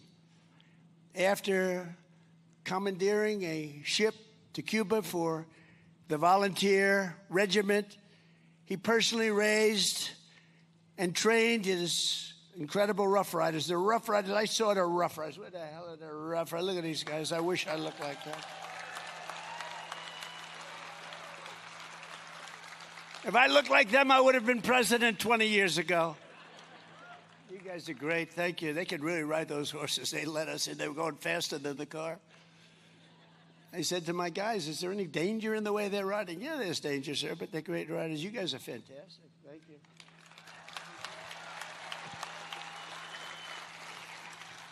But he led the Rough Riders in their heroic charge up San Juan Heights. And with malaria coursing all throughout his veins, he was really sick. Colonel Roosevelt galloped into a hail of Spanish bullets, and when his horse came to a wire fence, he leapt off the horse. He jumped off the horse, and he started running toward the enemy. I don't know if that was smart, but he made it. Then he looked over at the next hill, and he grabbed his men. He said, fellas, let's do it again. And he did it again and again. The Rough Riders' victory at San Juan Heights led directly to the collapse of the Spanish line. Ah, the Spanish. They're members of NATO, but not very good members of NATO. They say, no, we don't want to help other people. What are we doing, huh? They are not behaving nicely. But they will learn. Soon after, they relinquished their grip on Cuba and Guam, the Philippines and Puerto Rico, and they were all ours. We got them all. And speaking of Cuba, after many, many decades, it's coming our way. Coming our way. But for his actions that day, TR was celebrated as a hero and eventually awarded the Congressional Medal of Honor. That's a big deal. And I'm thrilled to announce that just moments ago, 128 years after the Battle of San Juan Heights, it was my really great privilege to deliver his library and a very special little gift. In fact, I gave it to Doug and the president, a man who did such a good job in helping to build it. Doug raised a lot of money, got a president to be out here all day instead of 15 minutes. And I gave that medal. I took it off. We have a beautiful room, the Roosevelt room, this Roosevelt, by the way. And I took it off the wall, brought it over, and we just presented it. It's going to be in your library now for a long, long time.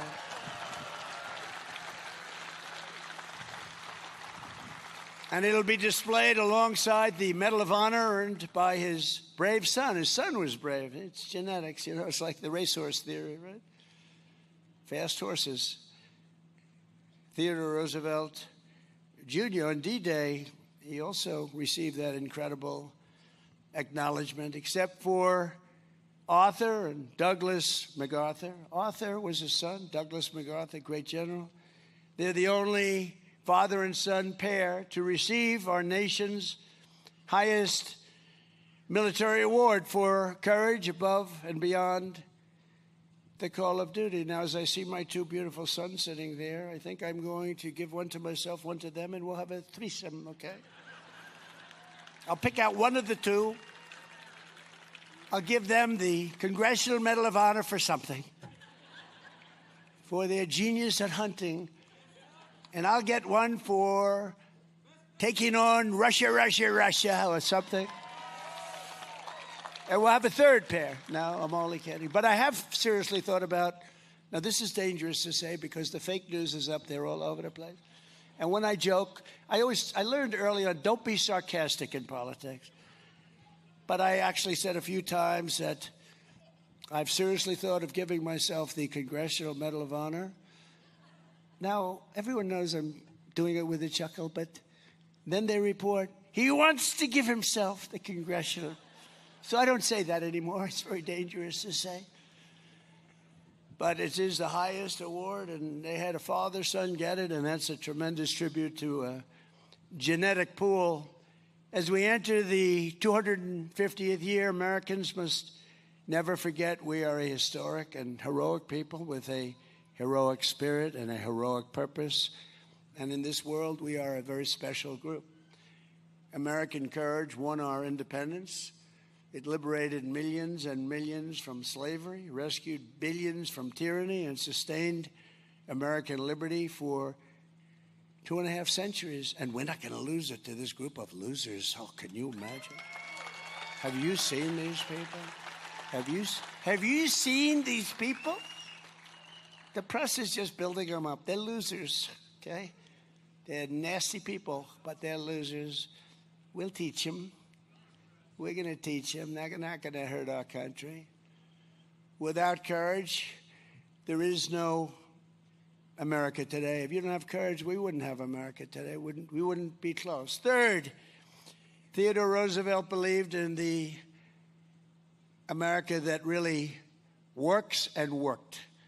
He refused to accept failure, mediocrity, corruption, decay, or decline, and neither should we. That's why we can't take this nonsense that's going on right now. We're not going to take it. The first public cause he ever supported was a bill to fix the streets in New York City. He was very New York City and New York-centric. You know that. That's where he came from. He was a pretty rich family. As the Civil Service Commissioner, he fought tooth and nail to return federal hiring to a principle called merit. Merit. Isn't that nice to hear? And by the way,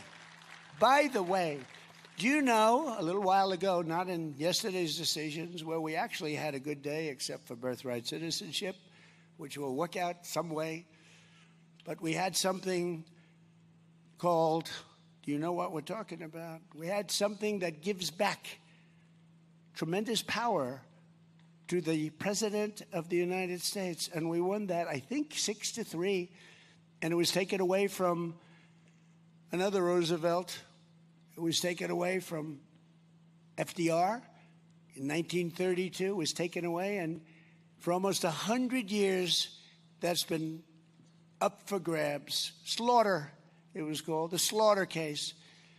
And a lot of people didn't think it would ever be won, and we won it 2 days ago in the Supreme Court. It gives power back to the president at a time where the president really needs power. It's a great decision. It was the most important, and we won some others too. It was the most important decision of all of them, I think. But we'll take care of the birthright citizenship because that was not meant for rich people from other countries. That was meant for Actually, it was meant for the babies of slaves. If you look at it, it was a month after the Civil War ended that it went through. That's because it was meant for the babies of slaves. It wasn't meant for rich people from China. They came over in Gulf Streams. It was meant for the babies of slaves. So I believe, no, I know they got it wrong, but that's okay because they gave us something that nobody thought. But they also gave us something in one of the sessions a year ago. It was called merit. Our country now is based again on merit. So if you're a student with very average marks and you looked a certain way or you acted a certain way or whatever, and you get into the finest school in the world, and then you're somebody else that looked a certain way or acted a certain way, and you have all A pluses, and you have all great marks and board numbers that are through the roof, way above other people, but you don't get in, they get in, it's all over with. It's based now on merit. I don't even know if people know. The fake news didn't want to cover it. To me, that's one of the greatest decisions. And that took courage of the Supreme Court because our country became great because of merit. We became great because of merit.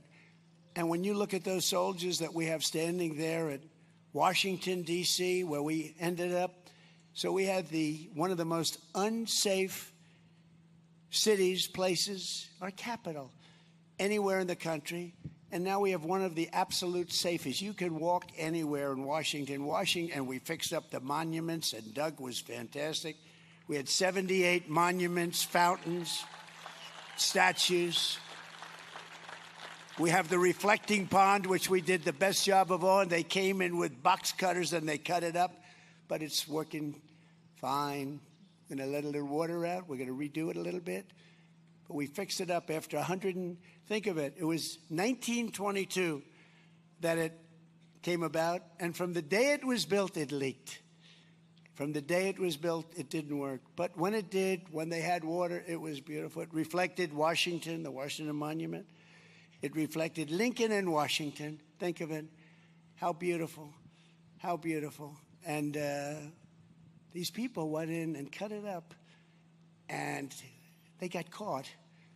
We'll see what happens with them, but they got caught. But they put a big gash, 350 feet long. Think of that, 350-foot gash along the side of this very expensive material. But it will have it all. It's already good. We want to have it done for July 4th, and it was done for July 4th. And it's operating right now, but we'll let it water out. We'll fix it up very quickly, Doug, and it'll be just as good. But we have, for the first time ever, what they don't say, we spent a very small amount of money, too. What they don't say is Barack Hussein Obama. Have you heard of him? Barack Hussein Obama spent tens of millions of dollars trying to fix it, and it was a disaster. Sleepy Joe Biden spent millions of dollars trying to fix it, and he was unable to do it. But we did it, and it works beautifully. It's a beautiful, we got rid of the algae, which they put in. They put in algae. Who the hell put in algae? They had a couple of people with signs, protect the algae. Can you believe this? This world has gone crazy. But today I'm proud to say that after 4 years of decline, America is once again a nation that has strong borders, is respected by everyone, all countries all over the world. They respect your president and they respect you. When they respect your president, they respect you. And we solve problems and we take things on just like Theodore Roosevelt took things on. He took them on directly, right at them. He stared in their face. But our laws will be enforced. Our laws will be protected. And our law enforcement is respected again. You know, one of the things that I'm most proud of, when I was running in the campaign and even before I announced, you could not get people to join the military. We had the worst years we've ever had under Sleepy Joe Biden. He had no idea what the hell he was doing. And people were ashamed of our country. And you couldn't get them to join. And then we had a beautiful day, November 5th, and we won by a lot. We won by just a lot. It was incredible. We beat a woman named Kamala. We beat a brilliant young woman named Kamala who had no clue. She was the border czar. She never went to the border. She never called the border patrol. I said, fellas, do you ever get a call from Kamala? She's the border czar. No, sir, she never called. I used to call them every other day. How we doing on the border? 2 months, and we had a border that was perfect. 2 months. But Kamala never called, and she never went. So for 4 years, she was the border czar. She never went to the border. It doesn't typically play out very well. And we had the worst border in the world. But these are the people that were running our government, that we were a laughing stock all over the world. Not anymore. They don't laugh at us anymore. A government that was honest and accountable was the number one demand of the Declaration of Independence. They want honesty. They want respect. And on this anniversary, we recommit ourselves to upholding that righteous legacy. And that's why I'm here. I'm in a state that I won by a landslide, but I won a lot of them by landslides, in all fairness. But this was a beauty. This was a beauty.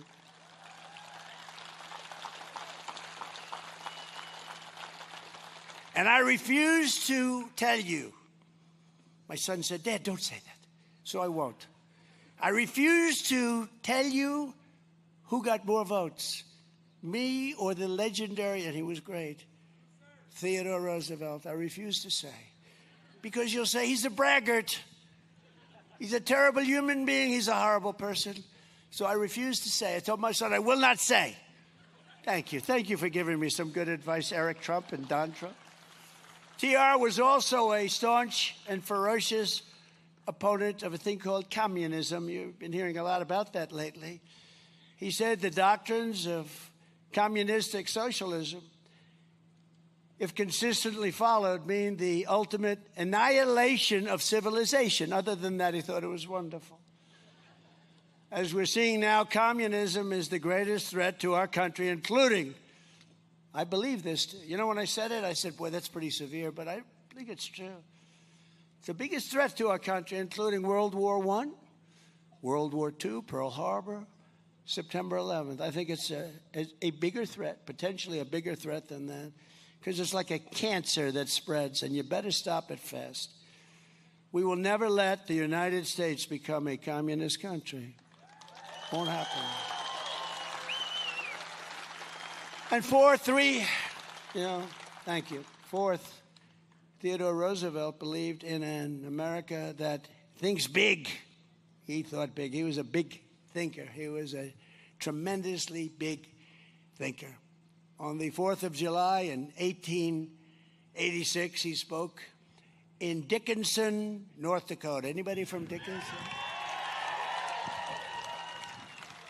And said, like all Americans, I like big things, big prairies, big forests, and mountains. I want them big. He wants big wheat fields. He wants tremendous railroads. Let them be big and beautiful and powerful, and herds of cattle. He wants everything big. He wants big factories, steamboats. He wants everything big. It was cool. I mean, I thought it was great because I feel that way. I've always felt that way. Theodore Roosevelt wanted a big future, and he had big dreams for America. And thanks to him, we built the Panama Canal, that beautiful Panama Canal.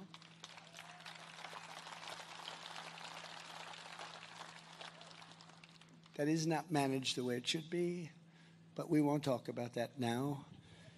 But he did all of these incredible things with parks and everything else, and we vanquished every foreign power from the hemisphere, and he raised the American flag on the far side of the world. He had our American flag planted on every part of the world. He would call, or whatever they did in those days, is the flag over there? Is the flag? He wanted that flag to fly boldly in other countries and other parts of the world. We built the Great White Fleet. Did you ever hear the Great White Fleet? We used to build ships. We're going to start very soon building them again. We're building them like Will you see? Although we do build the greatest submarines ever in the world. We're 15 years ahead on submarines and other things. We do other things great, but we're going to start with the ships again. We used to build a ship a day. And now they got out of that. A lot of people that didn't know what the hell they were doing in running our country. Theodore Roosevelt understood that the grand and righteous ambition is not a vice, it is an American virtue. Having ambition is a positive thing, he said, not a negative thing.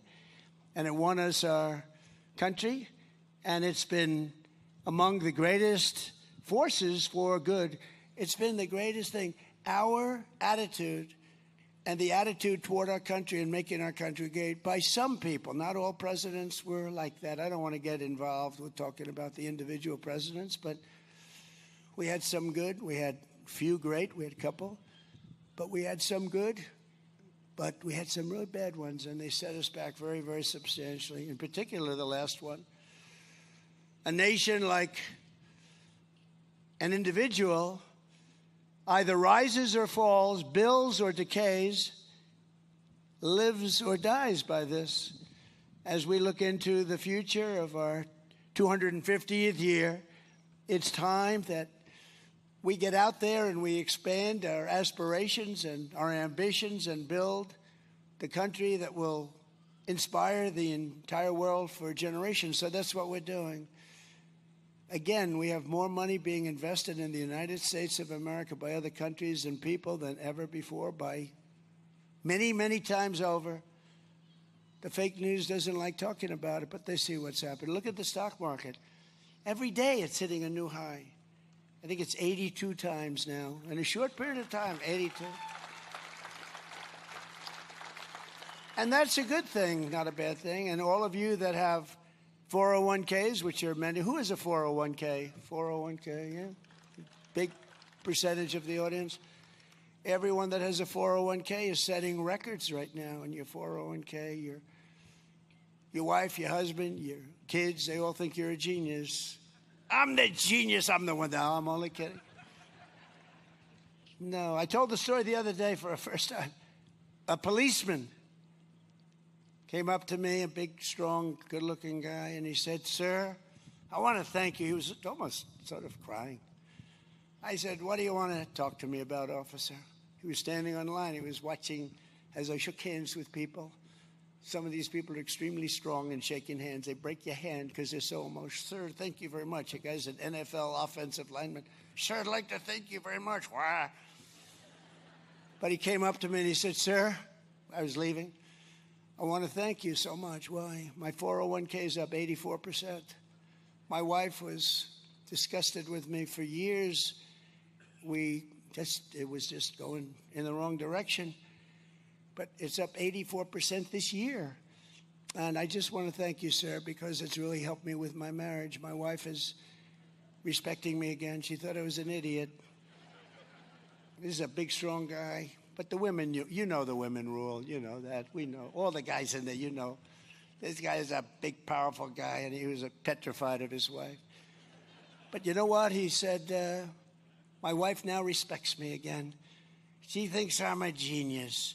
She thinks I'm Warren Buffett. She thinks I'm one of the greatest investors. But they are up. But everybody in this room, there's not one person here that hasn't been going up 50, 60, 70, 80%. Your 401ks, you're making a lot of money. Everybody is. And we have more people working today than any time in the history of our country. We have more people working today than at any time. And we inherited a tremendous inflation problem from Biden. We inherited the worst inflation in history. 48 years, they say, but let's say history.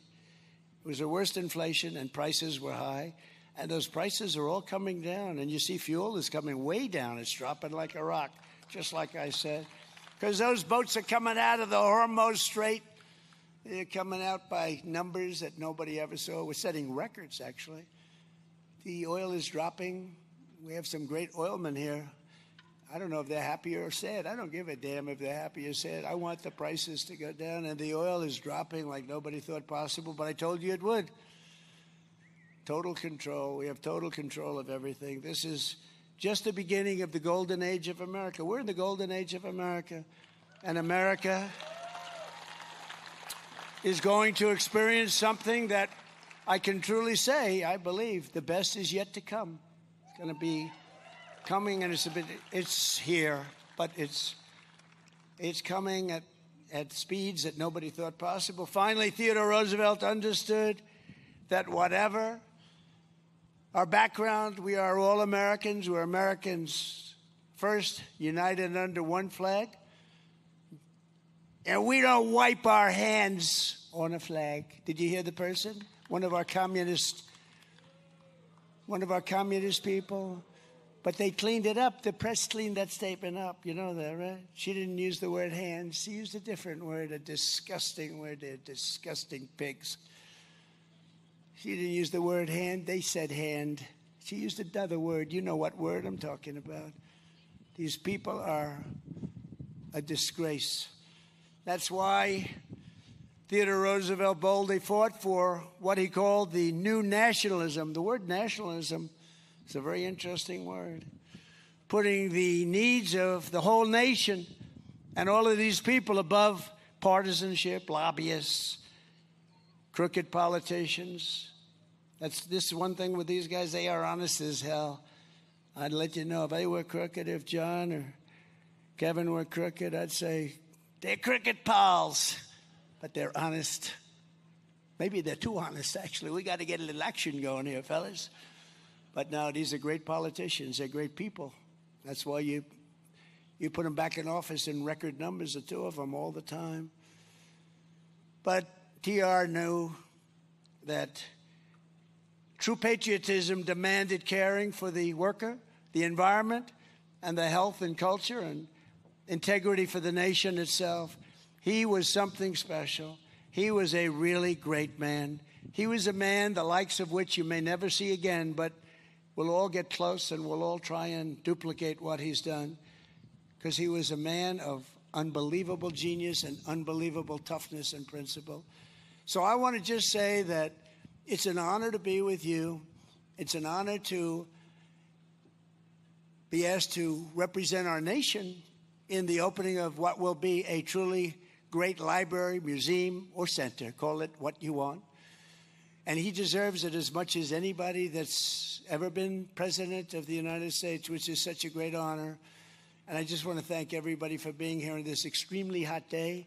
It's a beautiful day, and it's a beautiful state. And I want to thank you all. Thank you very much, everybody. Thank you. Thank you very much. Thank you.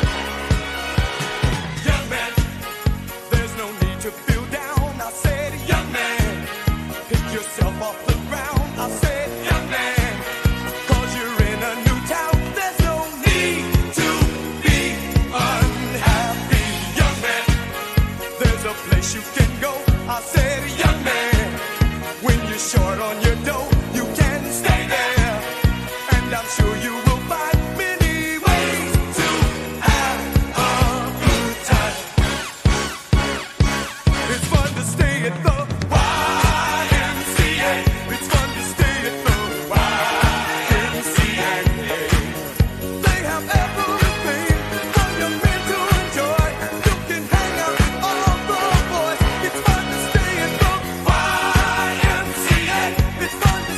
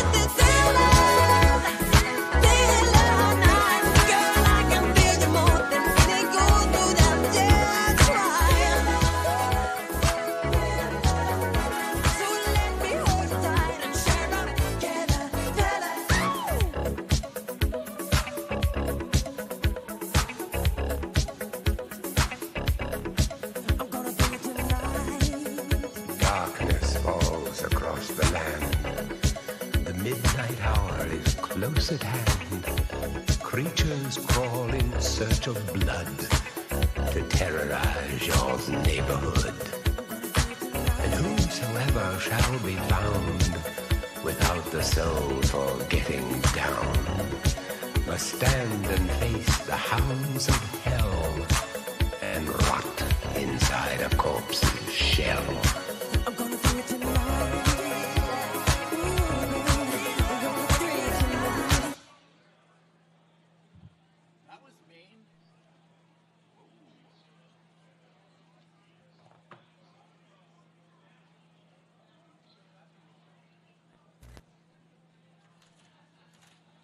Foulest stench is in the air, the funk of 40,000 years, and grisly ghouls from every tomb are closing in to seal your doom. And though you fight to stay alive, your body starts to shiver, for no